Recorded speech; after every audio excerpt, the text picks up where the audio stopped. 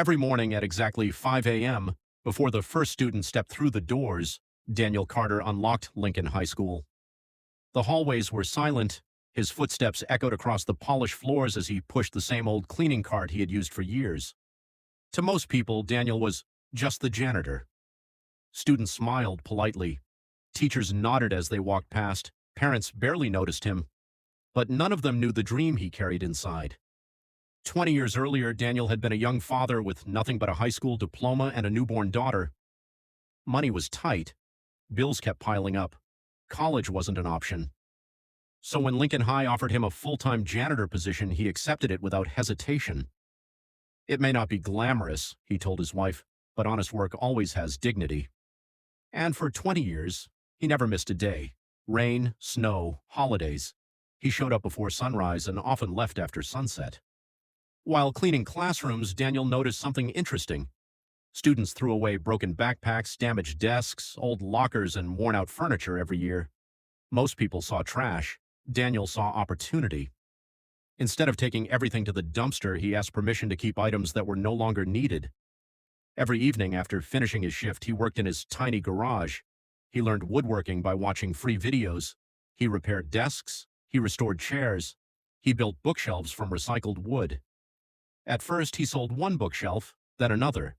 Soon, neighbors began placing custom orders. Every dollar he earned went straight into savings. His coworkers laughed. "Daniel, you're working 2 jobs. When are you going to enjoy life?" Daniel simply smiled. "I'm building my future." Years passed. His daughter graduated from college. His little garage became too small. He rented a tiny workshop. Then he hired one employee, then 3, still every morning. He continued pushing that cleaning cart through Lincoln High School. One afternoon, a business owner visited his workshop. He was amazed by the quality of Daniel's handcrafted furniture. "You built all of this?" Daniel nodded. The businessman placed an order worth $50,000. It was more money than Daniel had ever imagined earning. That single opportunity changed everything. Within 3 years, Daniel's company was selling handcrafted furniture across the United States. Hotels ordered custom tables. Schools purchased classroom furniture. Families proudly filled their homes with pieces built from recycled wood. His small workshop grew into a modern factory. More than 200 people now worked for the company. Many of them were people who had struggled to find jobs. Daniel never forgot where he came from. Then came the day no one expected. Lincoln High School announced that the old building needed major renovations. Budget cuts threatened to cancel the project. Students would have to study in temporary classrooms. When Daniel heard the news, he quietly scheduled a meeting with the school board. The principal looked surprised. "Daniel, what brings you here?" He smiled. "I'd like to help." Everyone expected a small donation. Instead, Daniel handed them a check that covered the entire renovation. The room fell completely silent. Some teachers couldn't believe what they were seeing. The principal asked softly, "Why would you do this?" Daniel looked around the room. He smiled at the familiar walls. "This school never made me feel small because of my job. It gave me honest work when my family needed it most. Everything I became started right here." Months later, the renovated school reopened. There was a special ceremony.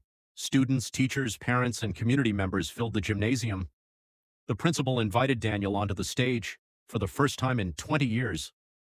The man who had quietly cleaned every classroom received a standing ovation. Many students had no idea that the successful entrepreneur standing before them had once mopped those same floors every single morning. Daniel stepped up to the microphone. He paused for a moment before speaking. "I wasn't successful because I found the perfect job. I became successful because I gave my best effort to the job I had. No honest work is ever wasted. Your current position does not decide your future, your daily habits do." The audience erupted into applause. That message spread far beyond the school. People across the country shared his story, not because he became wealthy, but because he proved something powerful. Success isn't built overnight. It's built before sunrise.